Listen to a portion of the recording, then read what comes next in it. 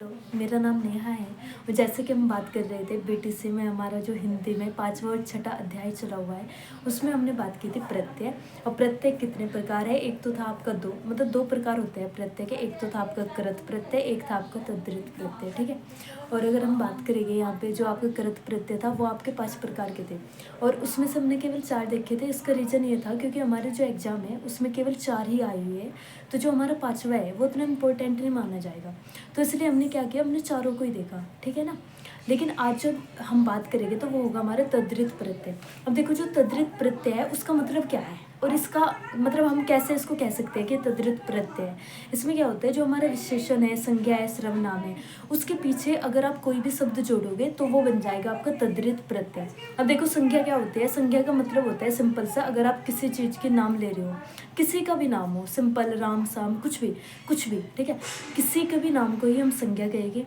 लेकिन जब उस नाम की जगह हम कुछ और यूज करते हैं, मान के चलो हमने कहा राम जाता है, लेकिन अब हमने कहा वह जाता है। अब देखो, हमने नाम क्या था? राम का मतलब हो गया आपका संज्ञा, क्योंकि वह किसी का नाम है, ठीक है। जब हमने कहा कि वह जाता है, अब राम की जगह हमने कहा वह, तो जो ये वह है ना, ये आपका सर्वनाम है।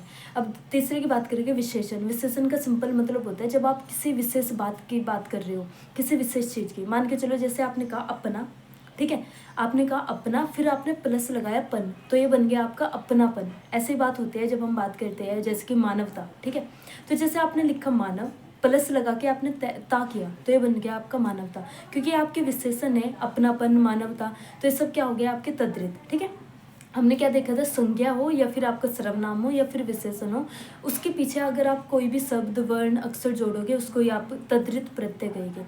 ऐसे अगर हम बात करें सिंपल से नेक्स्ट वाले की, तो इसमें है जैसे कि मीठा में आपने लगा दिया आई, तो ये बन जाएगा मिठाई। ऐसे आपने लिखा सच्चा प्लस आई, आपने उसके पीछे लगा दिया आई, ठीक है, ये बन गया आपका सच्चाई। तो तद्धित में ज़्यादा कुछ नहीं है, आपका जो संज्ञा है, सर्वनाम है या फिर विशेषण है, इन तीनों के पीछे अगर आप कोई अक्षर, वर्ण या फिर कोई शब्द जोड़ते हो, उसको ही आप, जब उसका एक अर्थ परिवर्तन होता है, उसको ही आप कहोगे यहाँ पे तद्धित प्रत्यय। तो इसके ये कुछ एग्जाम्पल थे, जैसे कि अपनापन, मानवता, मिठाई, सच्चाई, ये सब इसके एग्जाम्पल थे, ठीक है ना।